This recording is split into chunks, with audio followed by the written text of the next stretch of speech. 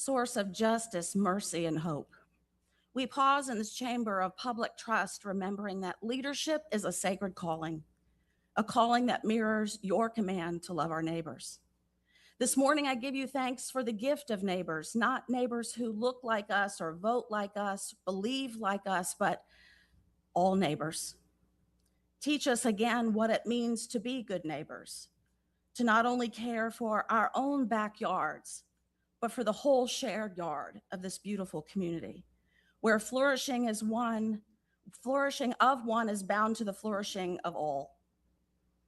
Lord, we give thanks for wise and practical ways of living into this calling, including the Yes in God's Backyard law, a reminder that faith is not only something we profess, but something we practice by making room. Room for shelter, compassion, room for solutions rooted in love of neighbor, so that dignity has an address and hope has a front door. Bless the faith leaders who step forward into this service of common good. Bless the neighbors they serve.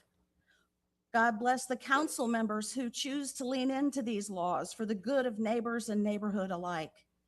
Bless those willing to lead with courage, compassion, and foresight, who see not just policies on paper, but people in real places with real needs. Grant them the resolve to lead the way, not only for this city, but as an example for communities all across Florida, showing what is possible when leadership is guided by the common good and love of neighbor, which remains at the center of every decision. May our decisions reflect not what is convenient, but what is compassionate, not what protects privilege, but what protects people. Let this city be known as a place where neighbors do not turn away from one another, but where goodness is measured by how the most vulnerable are treated, and where love takes shape in policies, partnerships, and daily acts of care. Remind us that policy can be pastoral and that budgets reveal our deepest values. Guide us, ground us, move us, strengthen us, soften us, and unite us, so that together we live into a vision of community rooted in dignity, belonging, and the common good for all. Amen. Amen. Now a moment of silence for Officer David S. Crawford, February 21st, 2011, end of watch.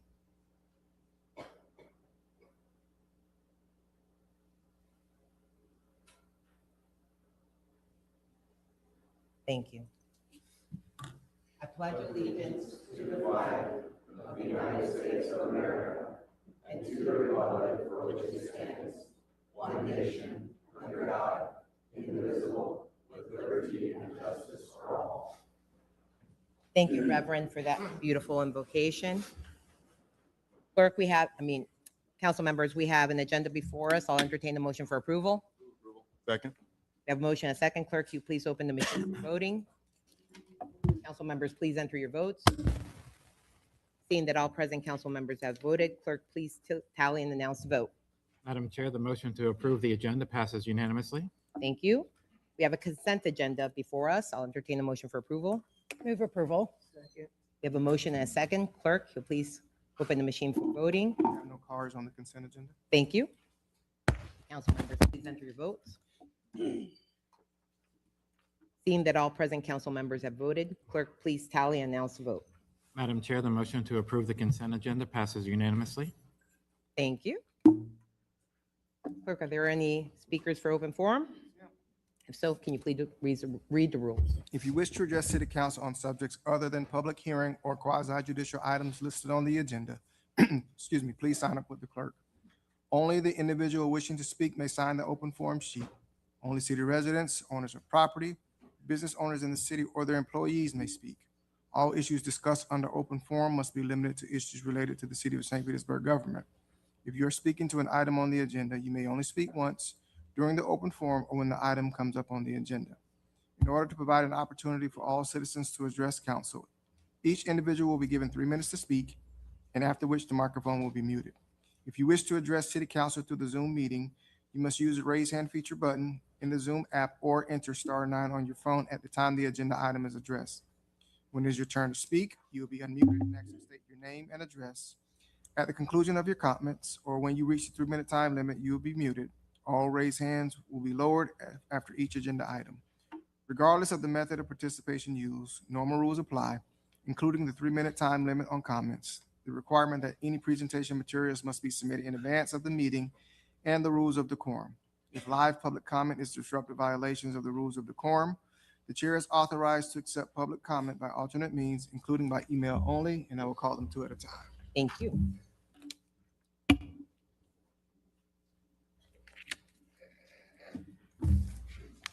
First two speakers, when you're called up to the podium, please state your name, address, or cross street for the record.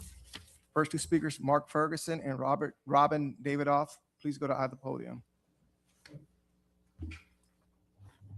Hello, Mark Ferguson, 7937 9th Avenue South, St. Pete, Florida. Thank you for letting me speak here, City Council. I'm here to talk about the gas plant proposals that are on the board, the 9 proposals that came in. I've looked over all their proposals, and I think this needs to move forward rather than wait. This place has been a parking lot for too long. We have to get construction going to move everything forward. ARC Investments, to me, checks all the boxes. This development would refine St. Pete. The property, like I said, has been a parking lot for too long. It's time to move St. Pete into a better place to live, work, and visit. Besides creating plenty of jobs, entertainment, and everything else, she's planning to do, different things, maybe in college, medical.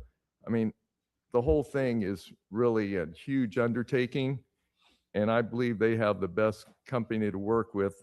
The Ellison Group I've been working with for about 3 years now, and they've been real good to work with. I know they work well with the city, and I know they're really involved with this proposal. Also, if the Rays we all know the Rays are looking in Tampa. That's where they want to be first. And I'm totally 100% believe they're going to stub their toe, and we have to be ready for them when they come back to us and listen to them. But in her proposal, she's keeping the first phase open for about 3 years to see if the Rays are going to be there or not. With that being said, with all the money that's going to cost to build a new stadium, in my opinion, and this is only my opinion, me and my family went to Toronto last year and saw a Rays game. The Toronto Blue Jays redid their stadium the last 3 years. It was built in 1989. It opened 1 year before the Tropicana Field opened as the Suncoast Dome. It looked brand new. It looked unbelievable. It was spacious. They changed some things inside, but putting $300 or $400 million into a facility that we're already putting $100 million into makes a lot of sense to me, instead of building a new ballpark and then building around it. This way you can start building right away and get things moving, because all those residents that are going to live on that gas plant are going to be involved with baseball. And that's going to be a home run for us in the county and the state. Thank you very much. Good morning. Good morning, President Hanowitz and members of the council. My name is Robin Davidov, and I reside at 4830 Osprey Drive South. I'm speaking today both as a concerned resident and on behalf of the 430 members of the League of Women Voters of the St. Petersburg area. We are here today to urge you to vote yes on the resolution item H2. The administration has repeatedly stated that because there have been years of planning regarding the 82-acre gas plant property, it is now time to hand the reins over to a private developer. However, our members are deeply concerned by a fundamental gap in this logic. In the world of urban development, the natural outcome of years of planning is a plan. We ask ourselves, where is the city council approved master plan for the gas plant district? The city knows how to plan. We have comprehensive approved plans for this Grand Central District, our waterfront, the Innovation District, even for Fairports. I'm not even sure what those are. Why is it that we have formal roadmaps for every major development effort in this city except for the single largest taxpayer asset in our community? Finally, we must address the issue of oversight. We cannot, in good faith, ask a developer to write the master plan for a project they intend to profit from.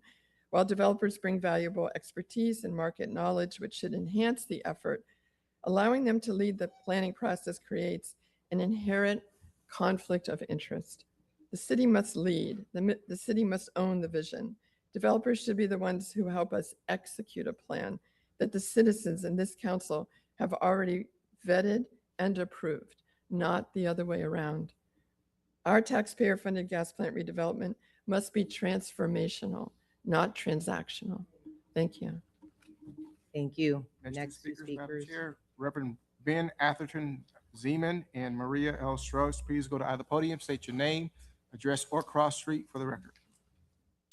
Good morning. Morning. I'm Reverend Ben Atherton Zeman. My pronouns are he and they, and I'm the minister at the Unitarian Universalist Church of St. Petersburg, 100 Mirror Lake Drive.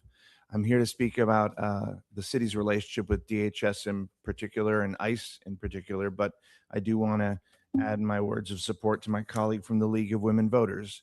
Any plans for the gas plant development should include our city's most vulnerable people at the center of those plans.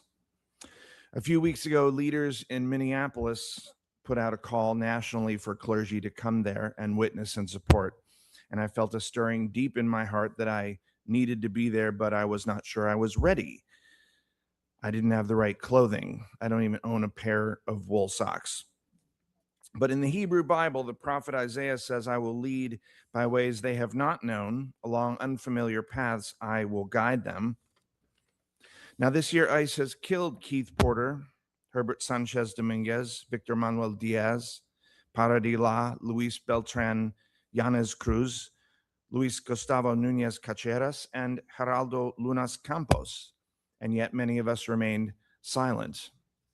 Then they killed Renee Good, and hundreds of clergy came to Minneapolis. I was one of 1,200 clergy. Then they killed Alex Preddy.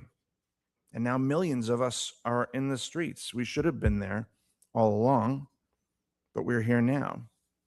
So members of City Council, like me, you may be unsure of the right thing to do, but I was led along unfamiliar paths, and I found the Minneapolis churches to be filled with mountains of donated coats, piles of boots, and a small hill of wool socks.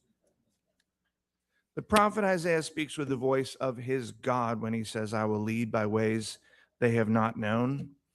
And many of us have different beliefs than Isaiah, but still we are guided along unfamiliar paths. Our morality guides us, our conscience guides us. Your constituents guide you.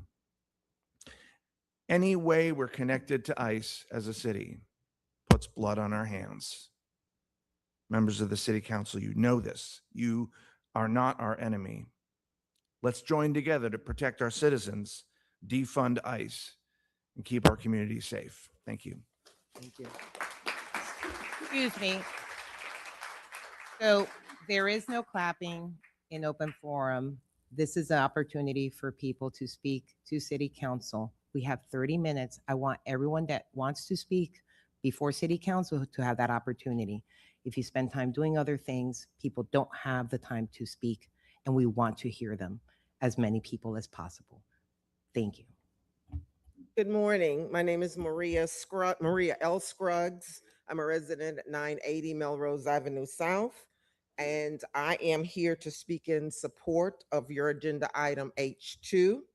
And the one thing that I'd like to do, since the sister from the League of Women Voters has adequately issued a very distinct and appropriate message to this council, I also want to piggyback off Pastor Ashley's comments in her prayer. And my hopes are that all of you all not only listen to that prayer, but that you embrace the prayer. And the words in it, and when she talked about leadership being a sacred calling, and that people being the center of every decision that you make. there leaves only one decision for you guys to vote, one decision that is appropriate and speaks to the need of the people of City of St. Petersburg, and that is to support a planning process. As the sister said from the League of Women Voters, every major project that has occurred in St. Petersburg has been led by a master plan. I have been back in St. Petersburg since 1987. And what I can tell you is that this city has been intentional and purposeful on leaving the people that have been the descendants of the gas plant out of the process. And that has occurred because there has not been a strategic planning process that I have been advocating for since the development of the South St. Petersburg CRA. I urge you, council members, to not fall in that trap again and not allow us to go to another 30 years where we'll be sitting down in front of an update on the gas plant, and we won't be able to identify one substantive thing that the descendants of the gas plant or the citizens in whole of St. Petersburg have been able to benefit from. Thank you. Thank you. Next two speakers. Next two speakers, Madam Chair, Andreas Calaversi and Jane Payne. Please go to either podium, state your name, address, or cross street for the record. Morning. Good morning, Council. My name is Andreas Calabrese. I live at 1701 Central Avenue. I'm the co-founder and general partner of Tampa Bay Ventures, a Central Ave resident and someone who works from Spark Labs in South St. Pete. We are a venture capital firm dedicated exclusively to investing in early stage companies right here in the Tampa Bay region, helping create the industries of tomorrow in our backyard. In 2024, we made the deliberate decision to bet on this city's future by relocating our firm to the Innovation District of South St. Pete from Tampa. We did this because we see this city's transformative ethos and immense potential to become a hub for industries of the future, such as tech, healthcare, autonomous systems, and even space. And many of those companies are being built in the city today. Today, I'm here to oppose the resolution that would once again lead to inaction on the redevelopment of the gas plant district, in favor for yet another independent study by parties with no deep constituency or ties to this region. The city has studied the site, independent analysts have studied the site, and we have planned, engaged the community, and established clear guiding principles for what the constituency that you all represent want from this. The groundwork is laid. Now is the moment for decisive action, not deference to additional layers of external analysis that lack aligned incentives with us, the residents. I, for example, live 650 feet away from the site. So I have a deep vested interest in the future of the site, as well as the future of this city, including given that we bet the entire future of our business and our industry that's emergent here in Florida on this city. By rejecting this pause and moving forward with a comprehensive master plan redevelopment, you can deliver the transformative infrastructure that you were all elected to deliver for this city. This isn't just about land or buildings. It's about creating the environment where industries of the future choose to take root here, drawing capital, honoring the site's history, and building a stronger, more dynamic St. Pete. Council, I would ask that you do not force younger residents and ambitious residents like myself to make an opportunity cost trade, to ask, is the city of St. Petersburg aligned with creating the type of future that we all would like to move here or grow up here to create? I urge you to act now for your constituents, of which I am one, for the talent we need to attract and retain, and for the bold future that the city actually deserves. Thank you. Thank you. Go ahead. I'm Jane Payne. I live at 125 22nd Avenue Northeast. Thank you for this opportunity. I'm here to talk about St. Pete's relationship with ICE. The Trump administration has pushed ICE to significantly increase arrests per day as part of its mass deportation campaign. ICE Director Todd Lyons empowered federal ICE agents to make warrantless arrests of people they think are undocumented immigrants if they're likely to escape the scene before an arrest warrant can be obtained. Mr. Lyons' memo noted, this on-the-spot determination as to the likelihood of escape is often made with limited information about the subject's identity, background, or place of residence, and no corroboration of any self-serving statements made by the subjects. The memo tells agents who make warrantless arrests to fill out a form afterward that documents the factors they considered in determining that someone was likely to escape. When agents set out to arrest a particular person, others in the vicinity who also get arrested are called collateral aliens. I didn't think things were going so well before ICE loosened its rules for agents. Now ICE agents have the most intoxicating power of all: lack of accountability. Immigration officers are supposed to identify themselves as ICE officers authorized to make an arrest as soon as it is practical and safe to do so, which could mean whenever. Meanwhile, panic and danger can ensue for those being pursued. If some armed, and masked man came after me, I think my instinct would be to run or hide, which would make me one of those people likely to leave the scene and therefore arrestable without a warrant. Or if I was standing with a group of migrants at the Home Depot parking lot, I might be rounded up as one of the collateral aliens. But all of that is no matter for the ICE agents. They can fill out a form afterwards that documents all these factors. Anyone who's ever given a witness statement after a car wreck knows how inaccurate that can be after a dangerous incident with heightened feelings. Even though ICE officers are supposed to have de-escalation training, we haven't seen much evidence of that put into practice. We have seen innocent people hurt, arrested, and killed. ICE needs to reevaluate its mission and its tactics, not be given more of a free hand to commit crimes against people who didn't commit crimes. Please end your agreement and relationship with ICE in St. Pete. Thank you. Thank you. Next to, no. Okay, this is what's happening. You're taking away time from people. It's 30 minutes. Every time that happens and I speak, that's part of the 30 minutes.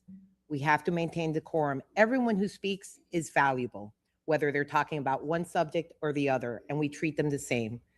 So please respect the decorum in City Hall. Next two speakers. Peter Belmont and Jeff Evans, please state your name, address, or cross street, and you can go to either podium.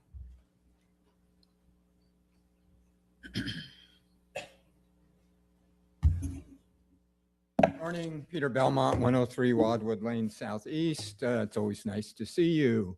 I want to talk about some legislation. We know it's legislative session, so Tallahassee does some funny things. They have an act that's proposed. It's Senate Bill 1342, House Bill 1138, and it's by our local representatives, Lindsey Cross and Darrell Roussan. And it's about transit-oriented development. So it's a good thing in one sense, but we know Tallahassee does things in weird ways. And so it will mandate you do certain things and preempt you from doing other things. It will mandate that you allow within up to a half a mile intense development. Within a quarter mile, it mandates you have development up to 12 FAR. To give you some context, the residences at 400 are 8 FAR. The new art house at Central is 7.5 FAR. So crazy FARs within neighborhoods like historic Kenwood. And it also then says you cannot require parking, you cannot require setbacks, and it makes a very limited exemption for National Register historic districts, but they have to be created before 2000. That is not Kenwood.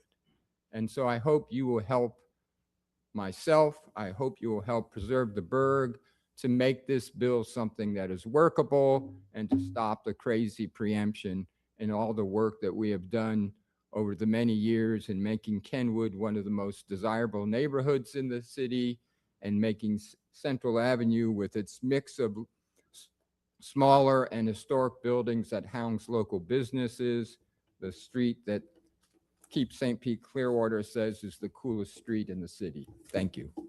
Thank you. Go ahead, sir. Jeff Evans, 334 2nd Avenue South. I'm the founder of a technology company, and I'm here to vigorously oppose the resolution to delay development of the gas plant. I appear before you as an employer. I moved here from Silicon Valley, California, for one primary reason, and that is quality of life. There's a secret that is getting out, and I hope that you intend to let that secret spread. That is that quality of life here is fantastic. This is a fantastic place to live, to thrive, and indeed to build a business. My business is an employer, and we are looking to hire high-tech workers primarily from your universities. One of the great advantages you have here in St. Petersburg is a thriving system of university higher education where you are producing top-notch talent that is on par with that produced in California. And those graduates have excellent futures as recipients of high-paying jobs that I intend to be a vigorous creator of those jobs. And the attraction of high quality talent is essential. And along with that, the gas plant envisions a ecosystem of work and life balance that is unparalleled and better than California. So I move, please do not delay resolution of the gas plant development. Thank you. Thank you. Next two speakers. Next two speakers, Madam Chair, John Stewart and Karen Berman.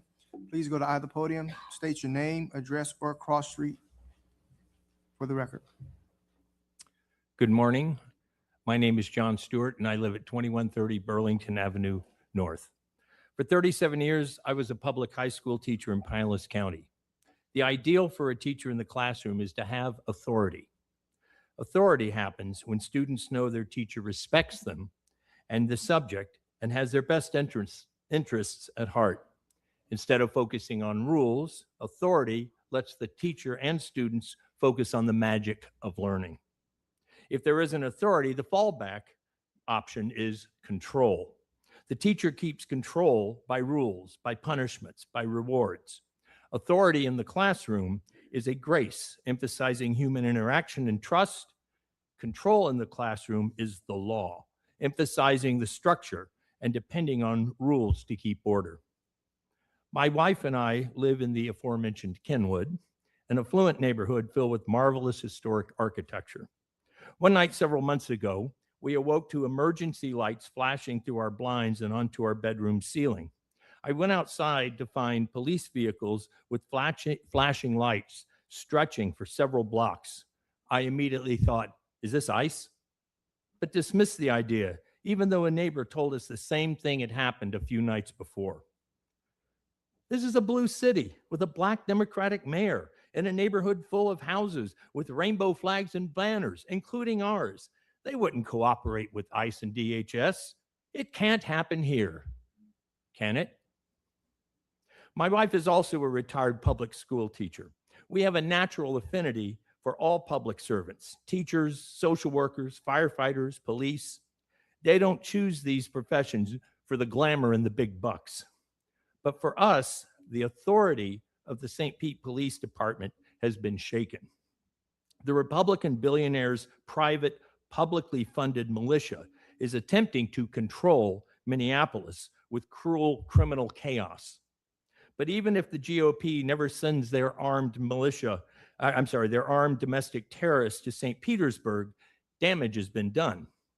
When we residents of St. Pete see police cars, we will be suspicious of their authority and worry that Republican billionaires have sent their masked militia to try to control us.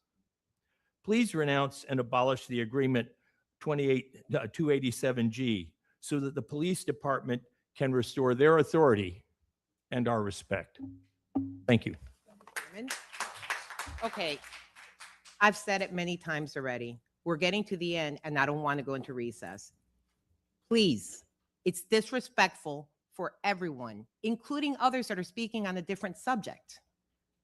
Every comment here is important to us.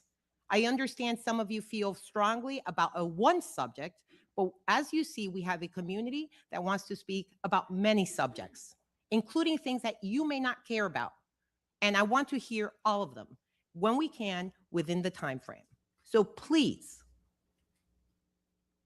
Ms. Berman. Good morning. I did not come here to speak about the gas plant, but I just want to make a statement that I wholeheartedly support a city plan, as I know you all can put together, for the gas plant, and don't support corporations creating that plan for us. So I am here. First of all, I'm at 224 26th Avenue North. I'm here to remember and honor Renee Good and Alex Preddy and so many others who could have easily been myself or someone I love. These are not usual times for our democracy, not usual times for our humanity. I know you understand that an alarm has been sound. As a person of Jewish faith, I hear it all too clearly. It's surreal, but very real. 287G agreements are designed to extend the reach of this administration's deportation machine by getting localities to do ICE's work at their own expense. They lead to social profiling, civil rights violations, isolation of immigrant communities, and family separations. Police will stop and harass Latinx residents and increase rates, while immigrants withdraw from their communities, avoid business that requires them to give their personal information, and decline to participate in public events where law enforcement may be present. In 287G jurisdictions, ending these contracts is an essential first step to disentangling local law enforcement from ICE. Let's not invite hatred and fear onto our streets. St. Pete is better than this. Vulnerable people's lives are at stake, their partners, their children, impacting education, housing, their finances, our communities. Let's end this fear, end the 287G agreement in St. Pete. Take the lead, City Council, and other cities will most certainly follow. Thank you. Thank you, ma'am. Next speaker. Andy Oliver, please go to the podium, state your name, address, or cross street, and you have 3 minutes to address City Council. We're at our last 3 minutes too, Madam Chair. Reverend Andy Oliver, pastor of Allendale United Methodist Church. Right now in St. Petersburg, people of certain skin tones with certain accents are afraid to leave their homes. They're afraid to go to work, to the doctor, to church, to the grocery store, because our city has a 287G agreement with ICE.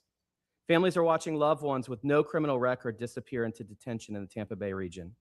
In a meeting with Congresswoman Kathy Castor last week, a social worker in our community told us that undocumented women, even some Latinx green card holders, have been raped and abused, are afraid to report these crimes to our police because they fear deportation. This agreement is not making us safer, it's silencing survivors. Mayor Welch, you told Tiger Bay that your hands are tied. But in the South Miami lawsuit over 287G, attorneys for the state of Florida admitted in court that municipalities are not required by law to enter into these agreements. Mayor Welch, we cannot simply trust this agreement won't be used, as you recently suggested. I attended multiple clergy meetings where Chief Holloway shared selective statistics about how our police were helping people experiencing homelessness. And then the Tampa Bay Times did a public records request, and we all learned that over 500 people who were experiencing homelessness were arrested just for sleeping outside. I will never trust the chief or our police again after that lie of omission, not when it comes to protecting the vulnerable. Mayor Welch, you said at Tiger Bay you were worried about threats by our governor. But let me tell you the truth. The biggest threat to you leaving office is not the governor.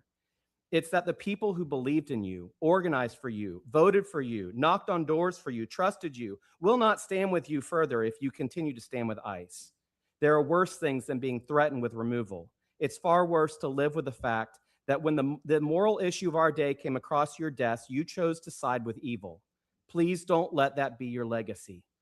A decade ago, my bishop threatened my clergy orders if I officiated another same-sex wedding. I had a choice: protect my future or stand with my people. If I had chosen myself, Allendale would surely be closed today, irrelevant, hollow, disconnected from the community that we serve. Instead, we chose moral courage. Mayor, leadership in this moment is you boldly saying, "Not in my city."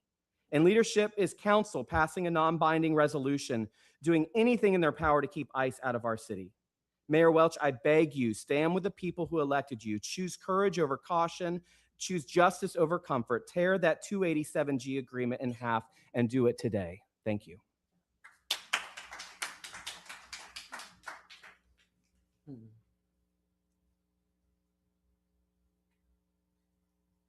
You're adults. You understand what decorum is. This is the fourth time that I have to have this conversation. I don't understand how it is that it's that difficult to understand you don't clap.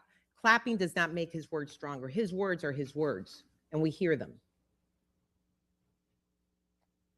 Sir, are there any more? There are, Madam Chair, however, our I'm sorry? Our first 30 minutes is up. However, an opportunity will be Okay. made at the end of the council meeting. Thank you. We go now. Please note, City Council will also recess at approximately 10:25 for the Dr. Carter G. Woodson flag raising at 10:30, and we invite everyone to join us to honor Black History Month. Next up, we have reports. F1. Good morning, Evan.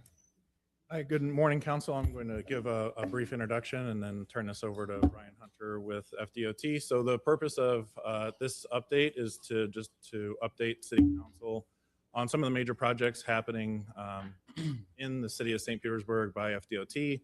They have a number of roads in the interstate that they maintain and improve, and we've got quite a bit going on right now. Brian Hunter's title has recently changed. He is the Modal Development Administrator, and I'll invite him up to provide the update. Thank you.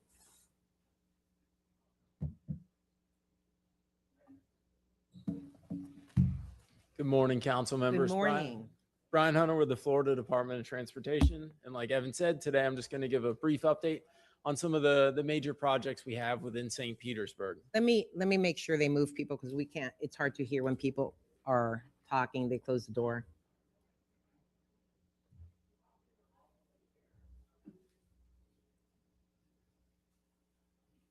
Okay, thank you, sir. So the first one, you've probably all seen it. It's probably our biggest project that we have under construction right now. It's the Howard Franklin Bridge. So the new southbound Howard Franklin Bridge is about 98% complete. We anticipate opening the 2 new express lanes in each direction sometime in the spring and wrapping up this project in the fall or summer. The demolition of the old northbound bridge is about 75% complete. So that's really the biggest thing remaining. We also have a little bit of minor work on the pedestrian and bicycle trail that is going to be on the side of the bridge and the connections to local networks from there. On the Tampa side, it's going to connect up to like Cypress Park, that area in West Shore. And then in St. Petersburg, we're going to connect to a new trail that is going to be under construction in a couple months on 4th. So on the west side of 4th, there'll be a new multi-use path north of Gandy Boulevard all the way up through the Big Island Gap area connecting to the Howard Franklin. And then we're also planning on building a new trail connection over on Ulmerton, and I'll talk about that in a little bit.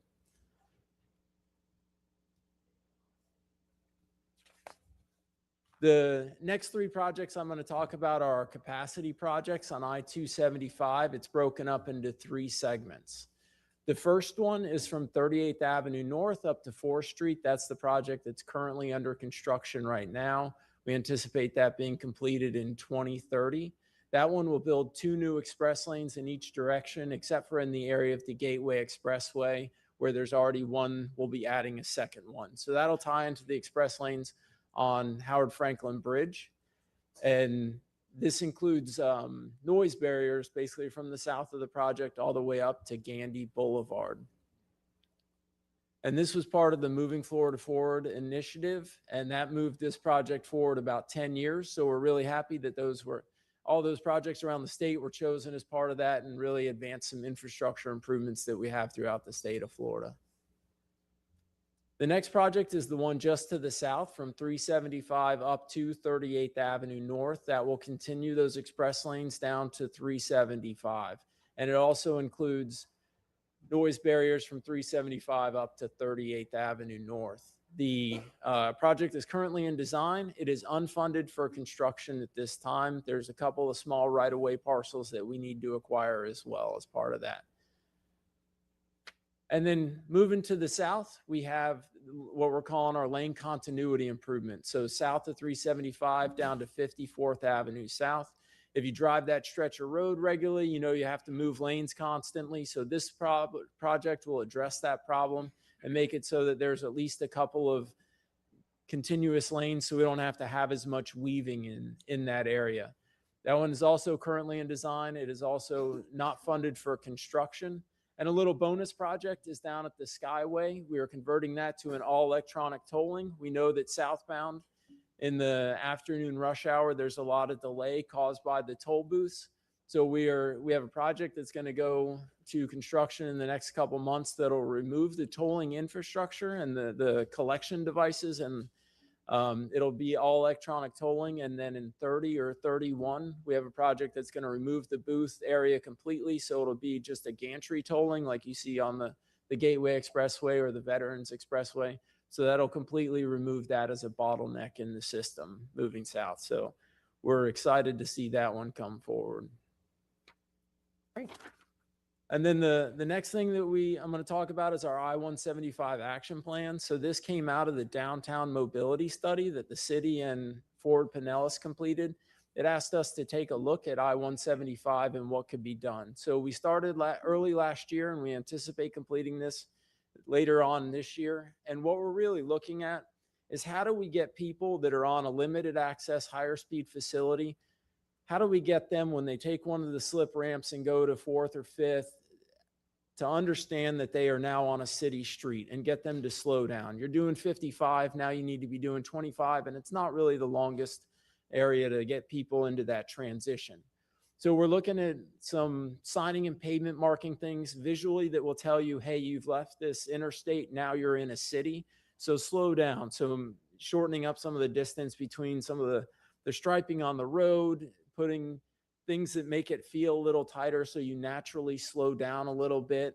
And also, you know, the city of St. Petersburg has done a really good job of making their city roads and infrastructure feel like a city. So we want to continue that into that area, tighten up some of those radiuses. So when you're making a turn, you have to slow down, and putting in the bicycle and pedestrian facilities to support that mode of movement.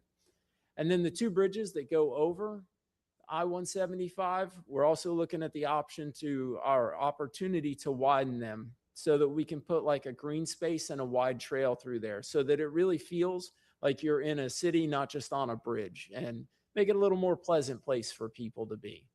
So like I said, we are looking to wrap that up sometime in the fall of this year with some recommendations, and we'll continue working with the city on ways to get those implemented. On 4th Street, a couple years ago, I think it was like middle of 2024, we finished the median modification and safety project from 30th Avenue North up to 94th. So that project really changed some of the medians, put in additional pedestrian and bicycle crossings, and used high visibility crosswalk material so that people knew they were approaching a crosswalk. And it's a small sample size, but since that project has been completed, we've seen a 23% reduction in bicycle and pedestrian related crash along that corridor. And one of the reasons that we have seen that is because we did a pretty extensive educational campaign prior to construction, during construction, and afterwards. These are the first pedestrian signals in this area that are like that, and with that many in a row. So we felt it was important to go out and explain to people how to use them and how to react to them. So that educational campaign was pretty successful, and we got a lot of comments back after it opened up that the infrastructure may not have been working, you know, the timing and everything of the signals for folks. So thank you to the city for helping us go out there and quickly retime it. I know before this project, I thought you just went in and hit a couple buttons and did smart people stuff and the signals just changed, but I found out each signal takes about 8 to 16 hours to actually do the signal timing because they have to solder and do a lot of manual stuff. So we really appreciate the city helping us get that done quickly so that we can make it work better for both motorists and pedestrians primarily. And we are going to continue that same design language going south. This project will go into construction in 2027. So it's from the southern end of that project all the way down to basically where the one-way pairs start. We're going to add 2 new pedestrian crossings, one in the area of 7th and one in the area of 12th or 13th. We're going to do some median modifications, left turn improvements, and do a lot of safety improvements in that area. And that way, when people are driving on 4th Street, they will have a consistent user experience from downtown all the way up through 94th. And like I said, this one will be going to construction in 2027. And before I leave that slide, I did want to mention one other project that didn't make it into the slide deck, but 3rd and 4th Street downtown. So that was a recommendation from the downtown mobility study, was to convert both 3rd and 4th Street in downtown to 2-way instead of 1-way pairs. Provides better access to businesses. It prevents wrong way driving incidents that can happen, and really just is an overall safer operation. So we've been working with the city and Fort Pinellas to get that project funded. It is funded for design in fiscal year 29 and construction in fiscal year 31. And we're working with the city staff as well to transfer ownership of those 2 roads to the city so that they can be designed and built in the way that makes sense for your community. So that's something I think that we'll be coming back to y'all pretty shortly on to get your consideration of transferring those roads and the funding for design and construction to you all as well. And then before I leave you, I just want to remind everybody that please drive safe on the road. Everybody out there is important to somebody. So if you're driving, slow down, pay attention to your surroundings. If you're a bicyclist or pedestrian, please do the same. Make sure that we all get to go home safe to our families and the people that care about us. And with that said, I'll be more than happy to take any questions. Thank you. We have a few council members who have questions or comments. Councilmember Driscoll. Thank you. And thank you, Administrator Hunter, for the presentation. Congratulations on the new title. It is always so good to see you at our Forward Pinellas meetings each month. You're always so helpful. You and the staff, that, everybody from your office. You've just proven to be a really good partner with these projects. But I do love that you're here today. So instead of talking about the whole county, we kind of get you all to ourselves here in St. Pete today.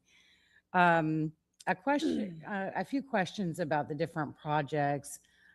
First, the one on for I-275, the capacity building from 38th Ave north, going north. There, I wanted to find out how it was that you arrived at starting at 38th Ave, because we actually have kind of a bottleneck problem that happens at 22nd Avenue North. So just south of that is where many people find that crunch happening at peak times. So when the project started, I thought, why didn't they start at 22nd? So a lot of that has to do with just funding, to be honest with you, the available funding and the reasonable construction time is where we make a lot of those determinations on how long it is. We don't want to be out there for a 9-year construction project. We want to have 3 to 4 years, and then we can move down to the south. And there's a lot of really big projects in the Tampa Bay region right now, so contractor availability as well is another consideration. But we do plan on continuing that down to address that 22nd bottleneck. Great, thank you. I appreciate it. I'm glad that you are aware of it. Yes. As well. Next, regarding I-175, I know you guys have done some public input sessions, and from what I've heard, there has been some robust feedback given. Can you tell us about what you heard that was notable? So we have heard a lot from the community that they'd like us to remove I-175. That is not possible. FDOT policy and statute doesn't allow us to do lane repurposings on the strategic intermodal system, which that is. The state has the roads that we consider the most important for the movement of people and goods, and that's the strategic intermodal system. And so we have a policy that doesn't allow us to do lane repurposing on that facility. And so, I mean, I think we've gotten a lot of really good feedback, ideas. We met with the community, we walked the corridor with them so that they could really point out where some of those issues are that we could help to address. And I think we're all moving in the same direction. We're all playing for the same team. We may just have different goalposts, but I think we all can agree that we're trying to make it a safer and better neighbor to the community. So I think, you know, there's some differences in how far we can go versus how far they'd like us to go. But I think we're kind of all moving in the same direction. Some folks would like to go farther than we can, but you know. Right, right. And you talked about a couple of the improvements, like adding a trail, some green space, making it a bit more pleasant. Yes. And I don't know if this was brought up because I know that there are many people who are very focused on eliminating that. I'm hoping that we can get to more conversations about what better looks like if we're not going to do that. Because over the years, I've identified some different ways that we could make that over and under the interstate more pleasant and more accessible for people. And one element of that is the pedestrian bridge that goes over. It is not easy to walk it. You can't really bike it. It is really difficult to use. And I know that today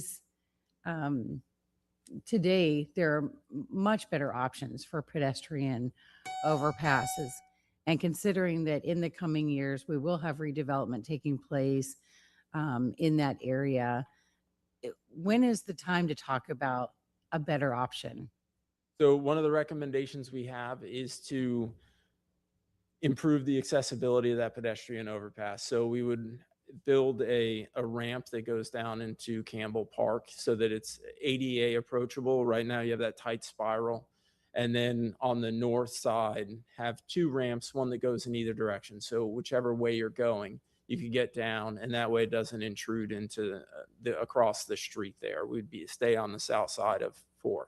Mm-hmm. And then underneath the bridges, we are also recommending that we have the sloped walls right now that really lead to maybe like a 5 to 6 foot in between the curb and where the slope starts, making those vertical walls so that we can widen the pedestrian area and maybe move people behind those pillars that are there so that you have a little more separation from the roadway, improved lighting underneath there, and really just make it a little more welcoming underneath the bridge. And then on the west side, connecting some of the sidewalks. There's no sidewalk connection if you continue west from there. So kind of from both streets, making some sidewalk improvements. So we've looked at all that, but if you have any ideas, feel free to, get them to Evan, and we can definitely incorporate them. Mm-hmm. We're willing to look at anything out there. We do want to be a good neighbor to everybody. So thank you for that. So just to go over, I'm just going to list 4 things about that. So the pedestrian bridge, the area underneath where 16th Street goes through underneath, that can be greatly improved. The beautification, I appreciate what's been done so far. I think that more could be done to make it a beautiful space. When you're looking at it from the side, go stand in Campbell Park, look north, and say, how can we make this more fabulous, and then really making it more safer for pedestrians and bicyclists all around.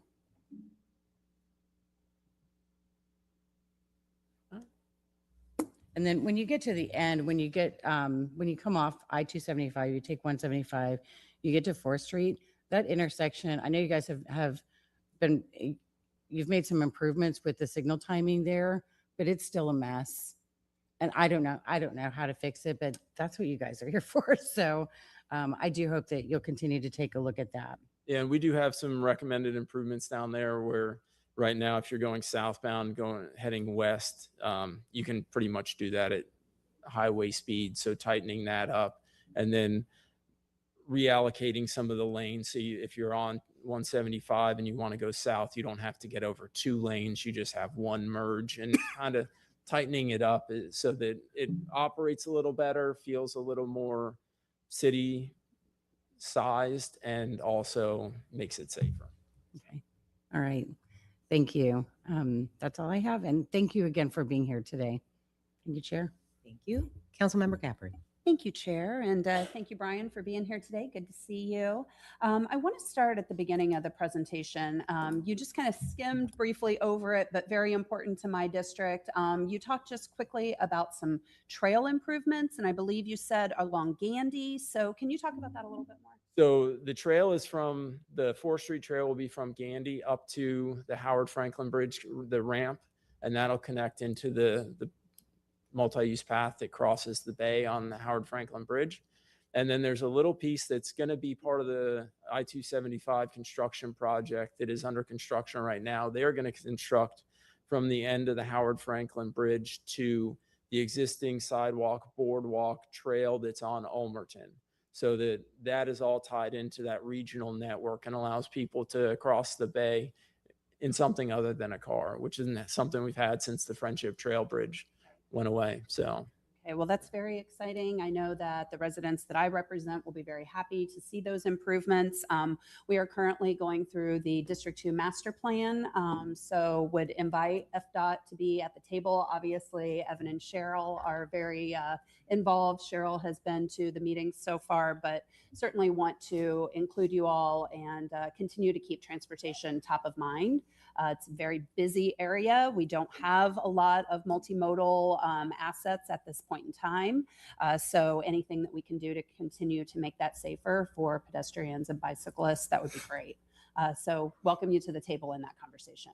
Thank you. Want to also thank you, speaking of improvements, for the 4th Street up to 94th. That has certainly been, you know, it was a bit of a challenge at first for people to get used to, as all change is, but I have definitely seen a difference. Looks like a lot of people, you know, have kind of slowed down a lot through there. I think we've had less incidents, certainly overall. So very, very thankful for that. And thank you for listening to the feedback, because at first, you're right, there was some kind of wonky pieces about it, but you all responded. And so I just wanted to thank you publicly for that. Thank you. And then my last comment, just to echo Councilmember Driscoll, 175, we still continue to have a lot of conversations with our community members about that. It is going to be very integral to whatever happens at the historic gas plant site. And the call from the communities to reconnect those neighborhoods is still very strong in our community. And so we need you to be very considerate of that and continue to listen to that. And thank you, Councilmember Driscoll, for your advocacy on that, because you are the representative for that area. And I just appreciate all of your thoughtful comments and suggestions. And I echo everything that you said. So thank you. Thank you, Chair. Thank you. Councilmember Capper. Thank you, Madam Chair. Curtis. Thank you, Madam I Chair. already went. I'm good. I know. G&G. And now another NG. Administrator, thanks for being here. Thank you for the update. I actually have a couple of questions, not on any of the ones that you brought up. And so I know over the last few years, 66th Street, Alt 19, we have installed, thanks to a FDOT grant, smart intersections. And I know with the bringing those to integrating those into our system, I think some of the timing has changed. I didn't know if you had any updates from like 54th Avenue North to Pasadena Avenue. And if you don't right now, that's okay. But I'd love to connect on that, because we have 3 of the busiest intersections all happening within like 600 yards of each other at 22nd Avenue, Tyrone Boulevard, 22nd Avenue, 66th Street, Tyrone Boulevard, 66th Street, all right there. And so, and I am supremely grateful for the smart intersections and the grant. I think it's going to, but I think up to this point, it's been a little frustrating for people. And just, I want to be able to communicate with our neighborhoods about what's going on there and some of the updates and how that's coming along. Because I know technology is catching up too. And so I just wanted to quickly bring that up. And then I didn't know if you had any update, again, sorry, all of this was on the east side of town, which I love. Don't get me wrong. I'm ready for more lanes on the interstate. But I was wondering if you could give an update on Fifth Avenue, on when some of the crosswalks are going to come online, things like that, because I know there was just an investment in Fifth Avenue as well, which obviously spans the entire city as well. Yeah, so on the first one, I'm not certain how all that's working out, but we can definitely follow up. Would love that. Thank you. Yeah, I'll get you some information, and we can send our folks out there to make sure that anything that's wonky, we can address that. And I'll also follow up with information on Fifth and see where I know we have projects programmed for the western piece of Fifth. I just don't know when they are. No problem. And I appreciate that. And to Councilmember Gabbard's point, change always comes with some frustration. I'm born and raised like 4 blocks from that cluster of intersection that I was talking about. The timing of those lights has been the same pretty much ever since I started driving. Okay. And so I can imagine frustration, people seeing it different, but it's different at different times, which I think is the smart intersections working, people getting used to it. Just the ability to be able to explain to people what's going on, what it's looking for, how is it operating. I think those are some of the important points that would be super helpful for me to communicate so people aren't frustrated with us or you. Okay. Yeah, I'll get you that. Yeah, very much appreciated. Thank you for the update. Thank you, Madam Chair. Thank you. Councilmember Givens. Thank you, Madam Chair, and thank you so much, Administrator Hunter, for being here. Just a couple of quick questions. First of all, let me start with preface by saying I'm very excited that we are going to be eliminating the toll booths, the Skyway. That's going to help a lot of people who commute back and forth across the Skyway Bridge and folks like me who live near the Skyway Bridge, because that certainly does back up way to 22nd Avenue South. So very good news. What is the timeline on that? I know you kind of mentioned and alluded to. Yes. So the first phase will be what we're calling all electronic tolling light, will be where we take out the collection devices. You'll still have the lane dividers that are going to be out there that you currently drive through now, but nobody will have to stop there. They'll just keep driving. That one is probably going to kick off construction. We have a resurfacing project and it's going to go along with that. And that starts in the next couple of months. And so it's probably, if I was a betting man, I would say that it's probably a 1-year construction time frame on a project like that, including the resurfacing. And then fiscal year 30, so sometime after July of 29 or July 30, I can't remember which year it is, but that'll be when we go in and we remove all that, the lane dividers and the overhead structure and everything, and just put a single gantry across there. And so it's a little further out. It's a little bigger of a project for us, but hopefully the first phase will make a difference. And then that second one will really make the difference. Exciting news. And then lastly, you kind of alluded to it earlier, but with the historic gas plant redevelopment being imminent, obviously there have been discussions and conversations regarding some of the former cemeteries that existed underneath I-175. Can you give me an update, or perhaps someone from the city can, regarding where we stand with getting access to some of that FDOT property? Because that was what I was told had prevented further GPR, was we were waiting to get word from FDOT regarding whether or not we could access those sites. Yes, I haven't been involved in those conversations, so I wouldn't be able to add anything to that conversation to you today, but we'll definitely I'll follow up with you and get you some information. Administration, do you have an update there? We'll follow up and continue to talk to FDOT. We'll get back to you. Appreciate it. Thank you very much, Chair. Thank you. Well, Administrator Hunter, great update, great feedback. I do have one thing. I think council members covered a lot of what I was interested in, but on the 4th Street resurfacing 3rd Street to 29th Avenue, and sometimes you have those medians. We are in a drought, and obviously irrigation, those medians don't have irrigation. And I know I've mentioned this to Evan, making sure that we have drought resistant plants. And I know that there have been different drought resistant plants that I've seen, like in the Tampa medians and all that. So hopefully we could look at those different options for those medians when you are kind of redoing the resurfacing. Yeah, absolutely. We are always happy to help a city beautify the streets. So if there's anything that we can do, we'll definitely take a look at it. I love that. And on that note, thank you very much for being here. Thank you. Okay. Thank you, Evan. Okay, next up, we have new business, H1, Vice Chair Floyd. Thank you.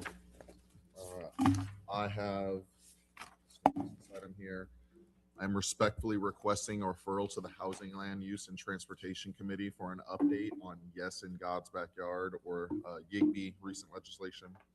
Specifically, the city's efforts to direct technical assistance to faith-based organizations, and a discussion on next steps. I'll move approval. Second. We have a motion and a second. Clerk, you please open the machine for voting. Council members, please enter your votes. Seeing that all present council members have voted, clerk, you please tally and announce the vote. Madam Chair, the motion to approve agenda item H1 passes unanimously. Next up, we have H2. Madam Chair. Yep, go ahead. Would it be possible for us to move this to after the flag raising? I just anticipate there'll be a lot of robust conversation, Sure. and we have about 10 minutes, so. I actually, as a matter of fact, we have 3 more items. I think we should be good, so we can move it. Okay, thank you. You're welcome. So the next one up would be I1, which is my action item from. Move approval. Second. We have a motion Sorry, and a move second. approval Clerk, of you please open I'm the- sorry, move approval of I1A. And you have a second. Motion and a second. Clerk, you please open the machine for voting. Is it I1A or just? Yes. Yep, there you go. Okay. Seeing that all council members have voted, clerk, you please tally and announce the vote. Madam Chair, the motion to approve agenda item I1A passes unanimously. Okay, next up, we have I2A. Thank you, Madam Chair. Respectfully requesting City Council approval to combine the following items on the BF&T referral list: Planning and Development Services Department Management Evaluation Annual Progress Update from 2024, and the St. Petersburg Fire Rescue Department Management Evaluation Annual Progress Update from 2025, and I'd move approval. Second. We have a motion, a second. Clerk, you please open the machine for voting. Council members, please enter your votes. Seeing that all present council members have voted, clerk, you please tally and announce the vote. Madam Chair, the motion to approve agenda item I2A passes unanimously. Okay, next up, we have 8 legal item. Yeah, Madam Chair, as you know, periodically we'll bring a resolution forward when we think we can benefit from specialized legal services. The public-private partnership statute is complex and we haven't used it before.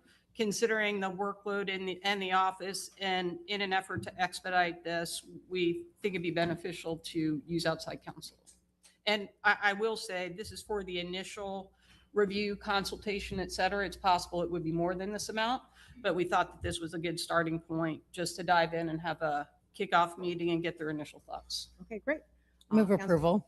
Second. We have a motion, a second. Councilmember Gabbard. Just a quick clarification or question out of curiosity. Aware from, our interactions with Mr. Tankersley that this is being recommended because of the AMI unsolicited bid that came in.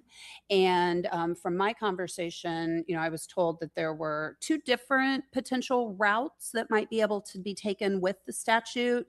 Is that the purpose of bringing in Bryant Miller Olive, or? Yes and no, it's not limited to that. Okay. There are different ways to go. Right. We're bringing them in for more high level. So Okay. it's not just that issue, but they've done this before in other cities. This is not something that St. Pete has done. Yeah. So we just want their take on the most efficient way to do it, the things to look out for, what the options are related to what you just said is one.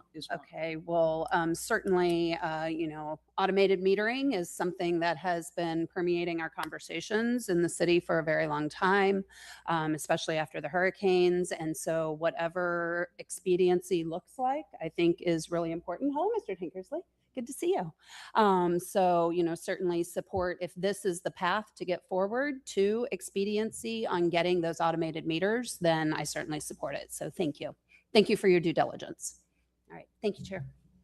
And Councilmember Harding. Thank you, Chair. Thank you, Claude. I thoroughly enjoyed the direction we're going in. I echo Councilmember Gabbard and Jackie. Thank you. Just for clarification, are we headed into uncharted territory, or is there precedent for this? I would say this P3 statute has been used before by other jurisdictions. So I wouldn't say the process itself is uncharted territory for the city because we have not embarked on this before. For us as an organization, for us as a legal department, it is. So that's why we think we can benefit and speed things up by talking to Bryant Miller Olive rather than, there's no need to reinvent the wheel here, in our opinion, when we know that they've worked on other projects. We think they could streamline it. And also because of some competing priorities in our office too, we feel like if we didn't get some assistance from BMO, that could slow it down or bump other projects that also have a very high priority. Understood. And I apologize. This is a difficult question. Because of the nature of the work, any type of a time frame or any thoughts? I could circle back after we have that initial meeting with Bryant Miller Olive. We don't normally schedule meetings with outside counsel until after you have approved the retention of outside counsel. That's unusual, but we did do that in this case, recognizing that we would want to move it along as quickly as possible. We have a meeting subject to your approval, obviously, of this resolution with outside counsel the week after next, with the city stakeholders, subject matter experts, as well as legal. So once we have that meeting, we could circle back on an overall timeline, but that's one of the reasons that we're engaging Bryant Miller Olive, is to get an idea of what we're looking at big picture, how long it would take, and the immediate next steps versus the long-term plan. Thank you very much. If I could, Chair, too, just for the benefit of City Council, we are still reviewing the proposal operationally and financially, so that'll also be a part of the discussion as well as the legal part of the discussion. So we're working through all that together, and we'll be getting back with City Council on, our thoughts overall on the proposals. Thank you, Chair. Thank you, Jackie. Thank you. Okay, we have a motion and a second. Clerk, you please open the machine for voting. Council members, please enter your votes. Seeing that all present council members have voted, clerk, please tally and announce the vote. Madam Chair, the motion to approve agenda item J1 passes unanimously. Thank you. Now, do we have speakers for H2? We do have one. We just have one card? Okay, I think we could start H2, even if we go a little bit over to kind of move it along. So. Very good. All right. Thank you, Madam Chair. Item H2 before you today is an approval of a resolution requesting city administration to pursue a planning first framework for the historic gas plant district prior to advancing any developer selection. And Madam Chair, if I may, I just have a few comments before we go into discussion. So City Council, before you today, I've brought this resolution that I'm seeking your support on. And I just want to be very clear that this is not about any particular development. I believe that today we are not just voting on a resolution, we are deciding how history will remember our stewardship for St. Petersburg's most valuable remaining asset, the historic gas plant site. My intention is very straightforward. I am asking City Council to take this moment to ensure that we get it right, as this may be our last chance. It is my impression that we as the city are currently operating from a reactionary position. We have 9 proposals on the table, as varied as the opinions of our residents, yet we are flying without a radar. I've heard it said that we would need the wisdom of Solomon to choose the right proposal, but what we really need would be a Solomon who is an expert in land use planning and complex redevelopment. Best practices show that by setting a strategic rubric of priorities, we will have the best chance of success instead of perpetuating the unfulfilled promises that continue to permeate our community. This is not about slowing down. This is about leveling up. We should be handling this like the world-class city that we know we are and can continue to be.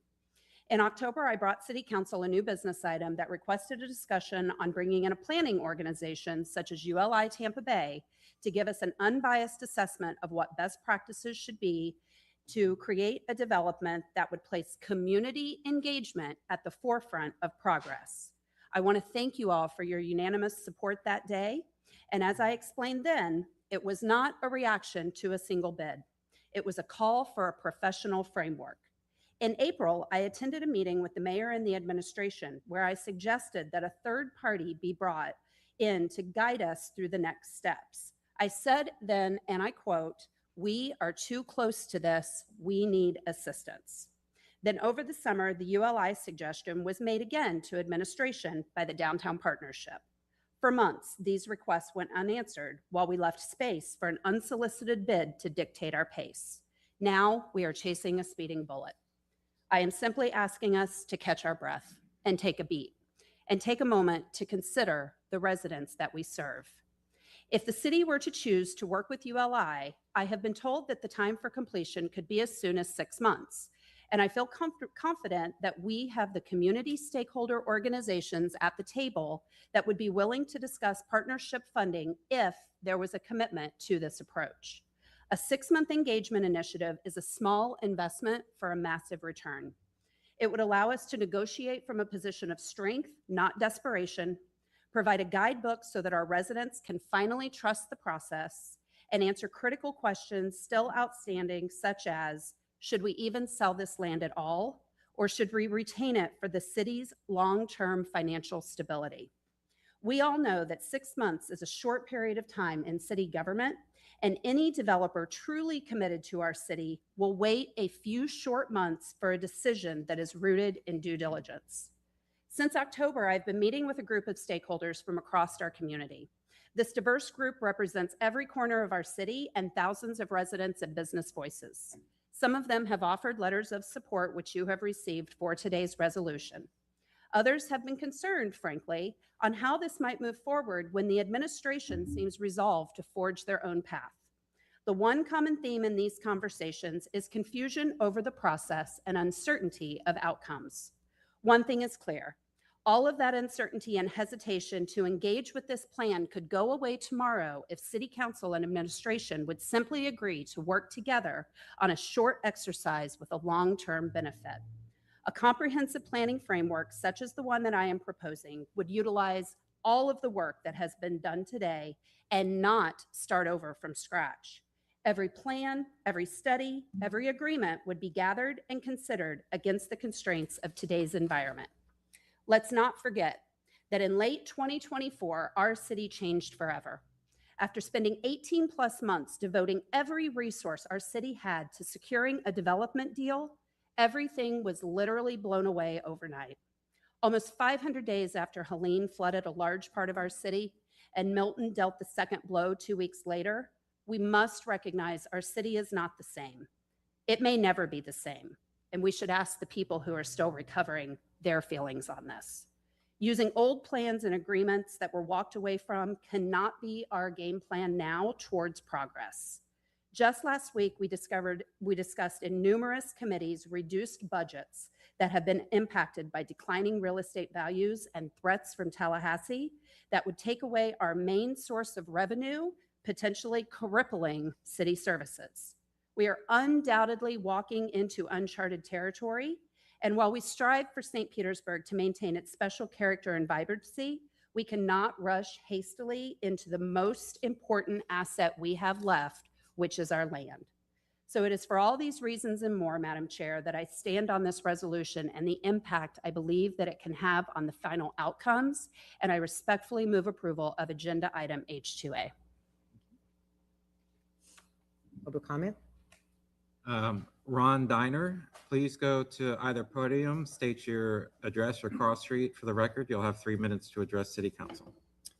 I'm Ron Diner. Brightwater's cross street is Ramona. I'm here to ask you to support Councilmember Gabbard's resolution calling for the city to pause the current proposal first process for the gas plant and instead move forward with a city-led plan first approach. Based on the more than 400 letters and messages that you have received, there is substantial public support for doing exactly that. The proposals themselves reinforce why a pause makes sense. This is one of the most desirable large redevelopment sites anywhere in the country, yet only 2 submissions address the full 86 acres. While one includes a developer with national experience, no other major national developers submitted full site proposals. When a process produces such limited participation for an asset of this scale and importance, it's reasonable and prudent for the city to step back and make sure the framework is right before moving forward. Those 2 proposals also share something important. They call for the developer to decide where the streets go, what gets built where, and how the project is phased, but the city gets to pay for the streets. Once the city builds and pays for the streets, the land value is widely estimated to exceed $1 billion. Yet the 2 full site proposals would commit most of that land today for far less, one offering $275 million and the other materially less. This leads to a basic question. If the city is paying for the streets, why shouldn't it do its own planning, build the streets, and sell the land parcel by parcel over time? Developers would still do what they do best, build buildings. It's also important to know that there's no operational urgency forcing a decision right now. The Rays will continue playing at the site for at least 3 and maybe 4 years. That gives the city time to do this carefully and correctly. As elected representatives, residents are looking to you to exercise your independent judgment and protect the public interest. Pausing now to put planning first would not delay development. It would strengthen it, reduce risk, and help ensure the city retains control over a once-in-a-generation public asset. I respectfully urge you to support the Gabbard resolution. Thank you. Thank you. I believe we have more cards now. Yes, the last speaker is Michael McGrath. Please go to either podium, state your address or cross street for the record. You'll have 3 minutes to address City Council. Hi, good morning. Michael McGrath with Sierra Club, Florida, representing our Suncoast local group as well, which has over 2,500 members here in Pinellas County and St. Pete. 1701 38th Street North, St. Petersburg, Florida, 33713. It's a privilege to be able to speak before this council again, and I'm speaking in support of the resolution. We sent a letter back in October when this entire issue was coming to a head again before council, and this is a once-in-a-generation opportunity for us to envision what a community can look like, what planning can look like, how we can professionalize this entire experience for our residents, and make something we can all be proud of, right? From the Sierra Club side of things, we have our priorities. We want to make sure that are incorporated into the site as well as sustainability, making sure that things are having clean energy on site, EV readiness, making sure that we actually create meaningful green spaces around Booker Creek and also our parks over there, making so that site can actually be multimodal, right, and pedestrian friendly as well. But to be able to do all of that, we need to take a planning first approach as opposed to selling off the land to developers so they can create something that is in their vision as opposed to what the community desires as well. So we respectfully ask that you support Councilmember Gabbard's resolution today and professionalize this entire process, listen to community input, and also make sure that's something that we can actually all be proud of 50 years from now, as opposed to a hasty decision now. Thank you. Any more speakers? Okay. Well, I have a motion. Is there a second? Is there comments? Councilmember Harding. Thank you, Chair. And thank you for the opportunity. Thank you to all who made comments. And thank you to Councilmember Gabbard for bringing this up. It is an enormous topic. I have struggled with this more so than anything in my year tenure. I struggle with at the biggest picture. I wonder if the electeds that took us to a strong mayor form of government really envisioned something this big when they set up the rules or the ways that we were going to govern ourselves, because this is much bigger than what a city normally deals with. The plans were made public, I believe, Monday, and like all of you and members sitting on this dais, I've been reading through them. And my first issue is the timing of this. To Mr. Diner's point, we are years away from starting this project as a whole. The Rays will play 3 more seasons. There might be a strike. These are things that we've talked about before. We could go to 4 years. Something could happen with how they intend to build somewhere else, and the administration at that point might decide to extend some time. We are not in a rush to get this done. Probably the biggest issue that I've had is I have had the opportunity to talk to some of these groups. And one of the questions that I bring up is the 23 points that the mayor alluded to in his note to council. And one of the groups that I talked to, and their plan is well developed, but they didn't consider those 23 points. So is the will of the people, the will of the council, the will of the administration, or the wants really incorporated in all of this? The art came first. I enjoyed their presentation. I found phenomenal points in it and phenomenal ideas in it. Blake and his team really came out second, and their plan also had just some phenomenal aspects to it. The Housing Authority has some really good points to add, and most recently, Will Conroy and his team came out with a whole different layer that that makes just absolute incredible sense. Doesn't really define the vertical of this, what it looks like, but more defines the way that we approach this, and really addresses the point of what does one of the parcels look like that isn't going to be developed in 10 years? What's the value to the city in getting rid of it today, or in giving all of this to one developer versus versus maintaining control at some level? So so I appreciate, and I'm going to stop and ask legal question just to make sure that we're all on the same page. This is what Councilmember Gabbard has put forward is non-binding, correct? Correct. Yeah, I just want to make sure that everyone out there listening understands that council doesn't have the power to instruct administration on this. It is, and to Councilmember Gabbard's effort, it is just making the will of the council known through the vote that we're going to take. And so I don't find I don't find a rush. I appreciate the efforts of the 9. It is phenomenal, the ideas that we've seen. I appreciate the effort of the mayor in wanting to move this forward. For me, I don't see the need to rush this to fruition. I don't see the need for the city to dispose of this asset in the form and format that we're addressing. And I look forward to what my colleagues have to say. And I appreciate the time, Chair. Great, thank you. Well, given that we're getting to 10:30, we will take a recess at this time for the flag raising, and we are going to continue our robust conversation on H2A after we return. Thank you all.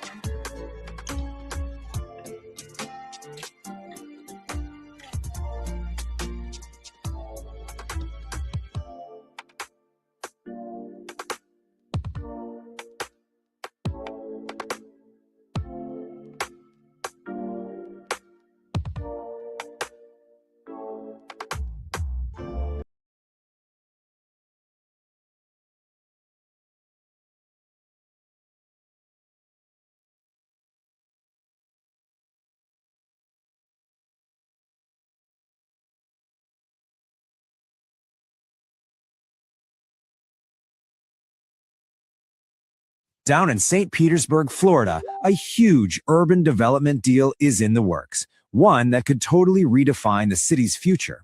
But you know, to really understand what's at stake, we have to dig a little deeper, uncover the story of the community that was paved over to make it all possible. Okay, let's just start with a number. $330 million. That is the jaw-dropping estimated market value of a prime piece of city real estate that's right at the center of this entire story. So, according to an appraisal report from 2023, that massive number is for nearly 77 acres of land, smack dab in the heart of the city's downtown. And this site? It's now primed for a massive new development, a project that's promising to build the St. Petersburg of tomorrow. But see, this land wasn't always just some empty, high-value lot on a map. No way. Before all the big numbers and the architectural blueprints, it was something else entirely. Something vibrant, alive, and just filled with history. So the real question is, what was here before? Well, this incredibly valuable land was once the gas plant district. It was a thriving, largely self-sufficient Black community. We're talking about a real neighborhood, homes, churches, local businesses, and generations of families who built their lives there.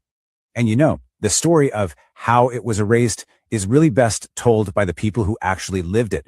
Reverend Watson Haynes II, he remembers the chaos, but what's so powerful about his memory is the strength of that community. Think about it. Even as they were being forced out for so-called economic development, neighbors were literally giving each other their homes, just looking out for one another right up to the very end. And listen to what Rosalind Graham recalls, the economic heartbeat of the neighborhood. See, this wasn't just a place where people slept. It was a hub of Black entrepreneurship. What's so amazing about these memories is how they paint this picture of a complete, self-sustaining community. You had your local shoe repair, your corner store. Everything was right there. And then you have this story from Mary Frances Brown Murph, which just shows how the neighborhood gave people real opportunities. A filling station owned by her uncle was where she got her first job when she was just 13 years old, where she learned about sales. It was a community that actively supported and trained its young people. So how does a place like this just vanish? Well, this timeline shows it wasn't a single event. It was a series of deliberate government actions over decades. First, an interstate literally sliced right through the community. Then, the city officially targeted it for redevelopment. And finally, the construction of a baseball stadium sealed its fate, paving over a neighborhood for what became, for many, many years, just a stadium and its parking lot. But the erasure of the gas plant district wasn't some isolated incident. Not at all. It was actually part of a much larger system, one that created the deep economic and racial divides that, frankly, still exist in St. Petersburg today. And get this wasn't some unwritten rule or a quiet understanding. It was official city policy. The 1931 city charter made segregation the law of the land. The language you see right here is the actual legal foundation for what would happen to communities like the gas plant. It explicitly ordered the separation of people by race. And this image, wow, it perfectly illustrates the long-term result. When you look at an aerial map of the city today, you're not just seeing streets and property lines, you're actually seeing the ghost of those old policies, the very parcels of land shaped by decades of segregationist planning. Now, the source report we're drawing from uses this key term to explain the situation: structural racism. The really important thing to get here is that this isn't about individual people being prejudiced. It's about how entire systems in housing and economics and law are set up in a way that produces and maintains racial inequality, often long after the explicitly racist laws are gone. And here's the proof in the present day. These charts show the lasting impact. What's really striking, especially in the chart on the right, is that even when you control for education, so you're comparing people with the exact same bachelor's degree, a significant income gap between white and Black residents still exists. It's a direct echo of those historical policies. And that brings us to the absolutely crucial point of wealth. You know, the money you have, not just the money you make. Nationally, the median wealth for Black families is less than 15% of that for white families. When you displace an entire community, you destroy the primary way most American families build wealth over generations, through home ownership. All that equity in those homes, which would have grown for decades, it just vanished for these families. And this history of economic exclusion isn't just, well, history. It casts a really long shadow on the city's business practices, even today, right on the very land we've been talking about. So what is the big plan for this 76-acre site? A massive mixed-use development. We're talking new homes, offices, shops, and probably a brand new stadium. It's a huge, ambitious vision for the future of St. Petersburg. But who actually gets to build that future? Well, a study commissioned by the city just a few years ago found that a staggering 88% of the city's prime contracts went to firms owned by white men. And Black-owned firms, they received just 1.6%. It seems that pattern of economic exclusion is still very much a part of the present. Which brings us right to the central question of this whole story. As the city moves forward with this grand new vision, what exactly is the price of all this progress? I mean, the contrast could not be more stark. Then, it was a place defined by people, by community, by culture.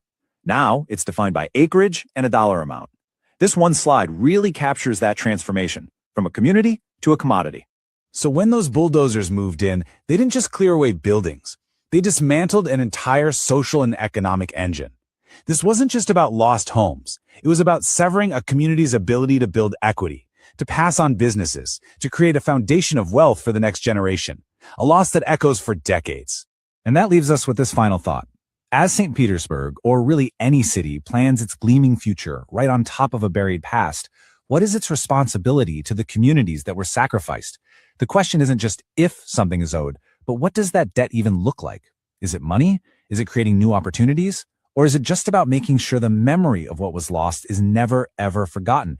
That's the conversation we need down.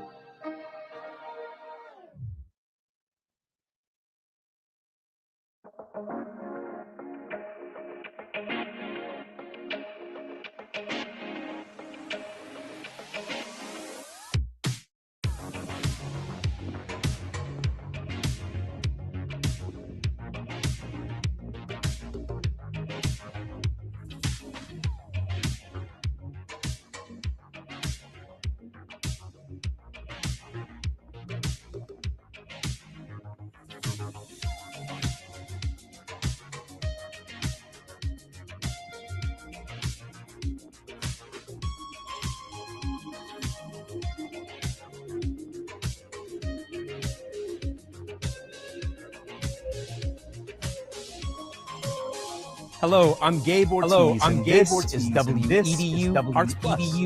Based out of St. Pete, the Tampa Bay Breakfast Club is a morning radio show about hip-hop life and urban culture. Meet the hosts who inform and empower their listeners.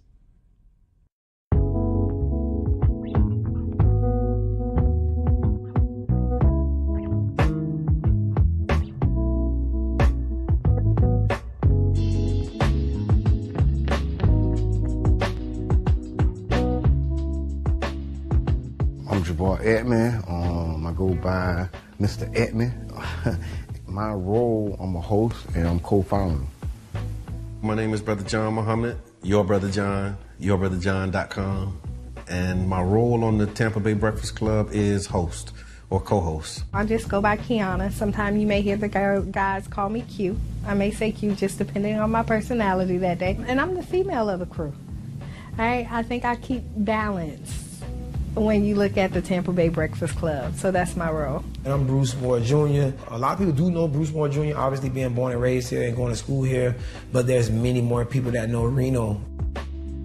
St. Pete is small, and so the good things and bad things that come with a small city, you know, everybody knowing each other, of course, would be one of the pluses. My neighbors were not only just my neighbors, they became my family. Trying to put that back now, like really getting back to a place where we know our neighbors and we look out for each other. There was a St. Pete that existed, you know, south of Central, and then there was another St. Pete that existed north of Central and downtown. It was a struggle then, and I think it's still, you know, somewhat a struggle for Black people in the city of St. Pete. Even with every step of progress we make, it's still a struggle to, implement that progress. Did y'all hear about the weed college, the first cannabis college in Orlando? Talk to us, Soprano. No, yeah, I've been looking at it. This is serious, y'all. Over a year ago. If you got the charges, go and get the degrees, King. You got years of experience, man. It ain't like you come into a classroom with no data. Elon Musk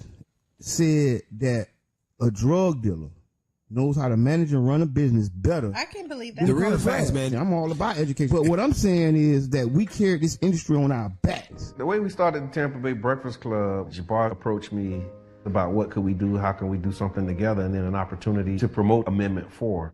Amendment 4 is the, voting rights restoration to returning citizens. We were able to negotiate a deal where we got like 30 minutes on the radio, got 99 jams to talk about, Amendment 4 and other local, policies.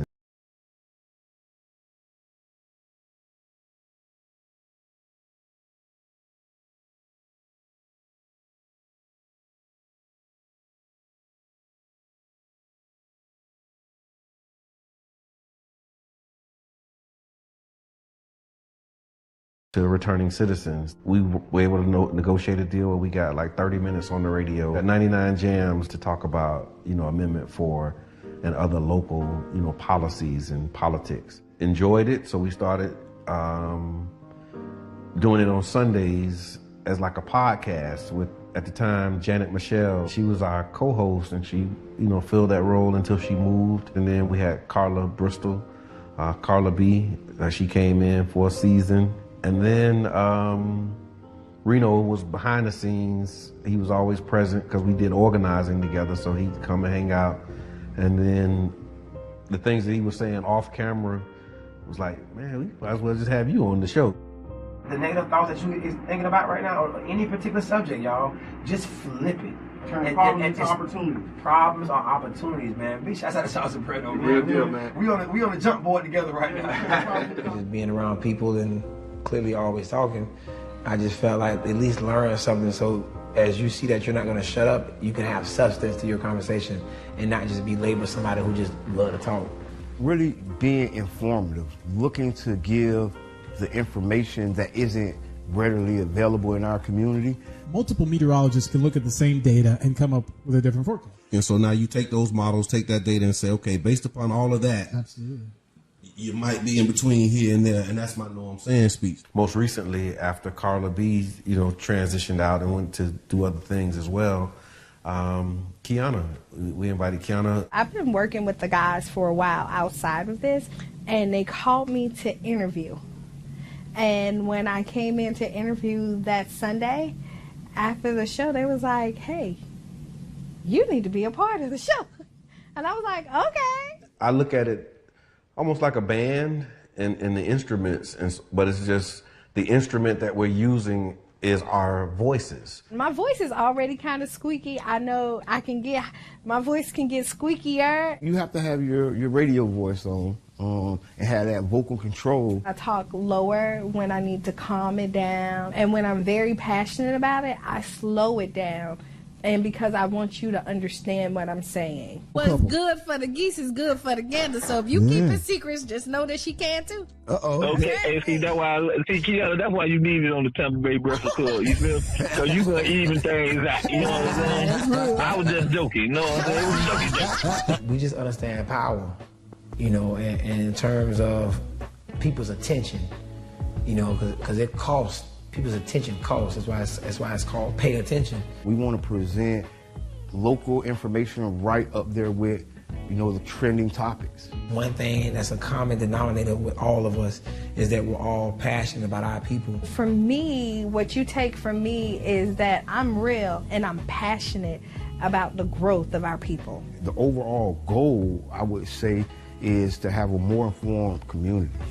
Around electoral politics, around health, around equity. It's about the mission of connecting the dots and closing the gaps, inspiring people to see what's possible, and trying to be an example. I don't know if that's a good thing or a bad thing sometimes, but you do the best that you can with what you have, and you pray that others will be inspired to join in. For more info, visit cdatcenter.org/Tampa Bay Breakfast Club.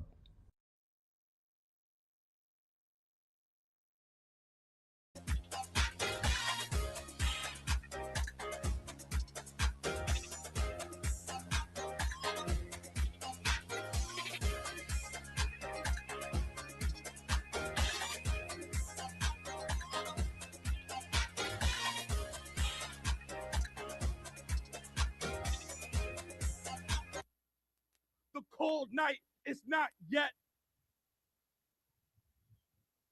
Now is the greeting time.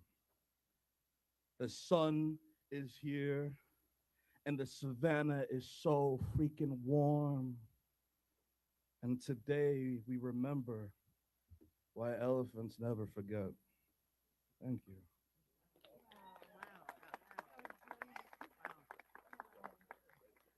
Wow. Thank you, Denzel, for sharing your powerful words with us today. Your poem honored the depth, resilience, and brilliance of Black history. We're grateful for your voice, your artistry, and the truth you carry through your work. We look forward to hearing from you again on February 18th at Mayor's State of the City. To continue the first for the city, I am pleased to introduce Chair Hanowitz, who represents District 4. She's the first ever Hispanic to be elected to City Council. Let's welcome her. Thank you. Thank you. Thank you, everyone. Wow, that's a hard act to follow. Let me tell you, we were in City Hall doing City Council business, and it is wonderful to come out here to hear beautiful music, beautiful poetry, and beautiful culture, because that's what we're here to do today. So thank you, Mayor, and good morning, everyone. I hope you're staying warm. I know we're trying to.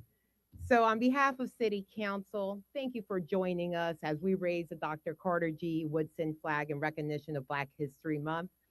And as we reaffirm our responsibility that extends far beyond February. The Woodson flag is more than a symbol. It is a reminder to reflect, to learn, and to ensure that the decisions we make for our city to honor the history and contributions of those that came before us.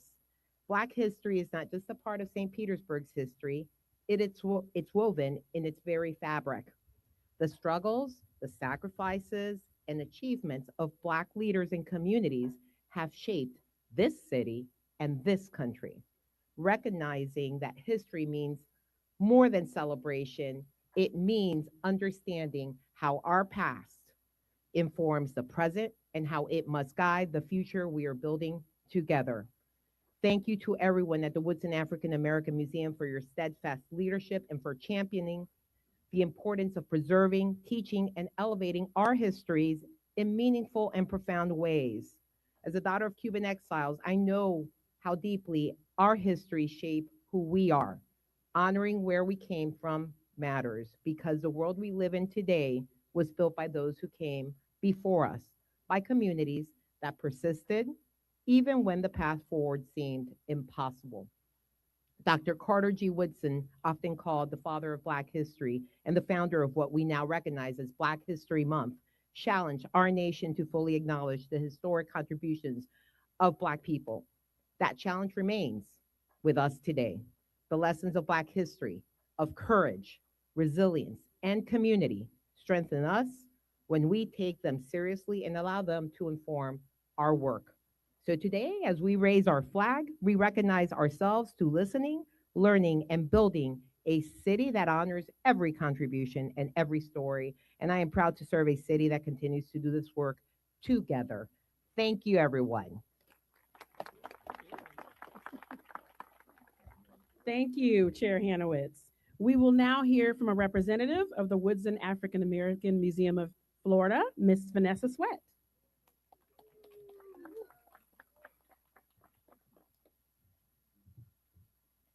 Good morning, everyone. Good morning. I am Vanessa Sweat, the office manager of the Woodson African American Museum of Florida.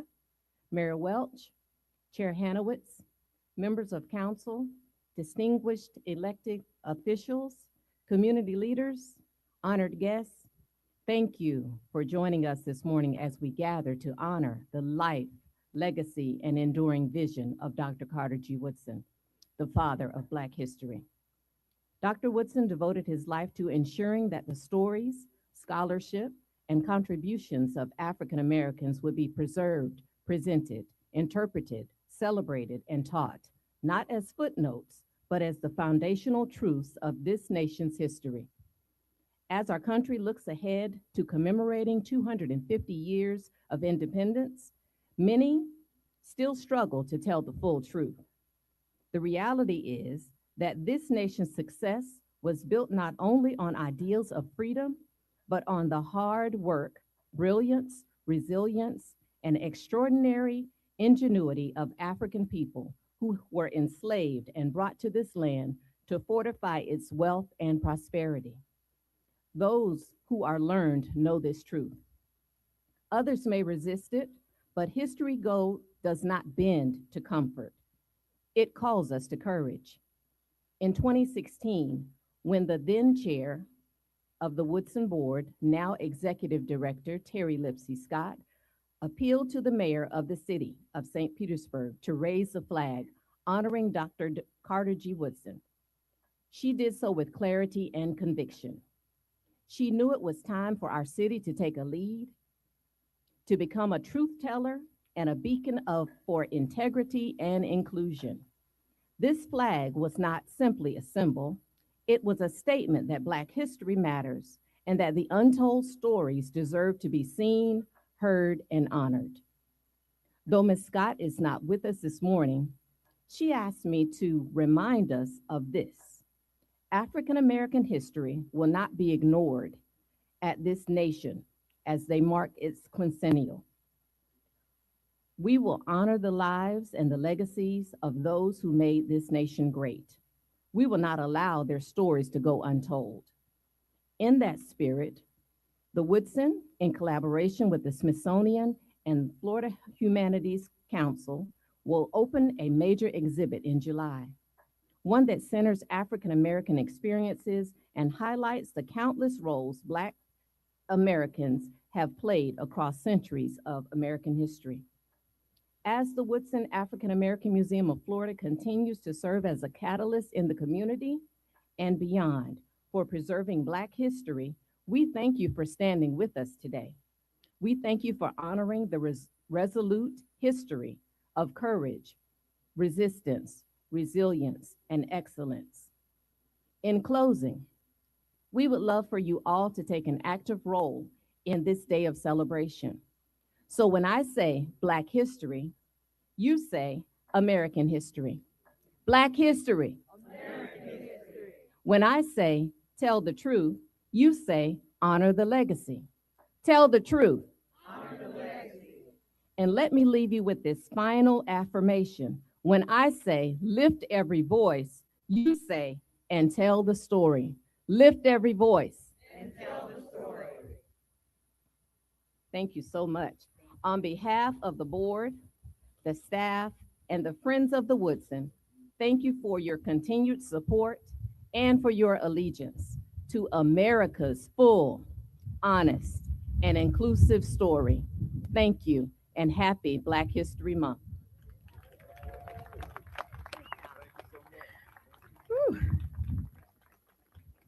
Thank you, Ms. Vanessa, for your hard work and passion, not only at the Woodson African American Museum of Florida and Ms. Terry, but for the city of St. Petersburg. Also want to recognize and thank Ms. Caprice Edmond, the Pinellas County Schools Board Chair, for being here with us as well today. Okay, we are excited to have with us today Mrs. Nancy Ream, a talented local artist with a background in illustration and graphic design. She is the creative force behind this year's commemorative Black History Month poster, which you can have signed at the table provided. Okay, we will now have mayor and city council members gather for a group photo, followed by the raising of the Black History Month flag. Yes. Okay, photo first. Photo first.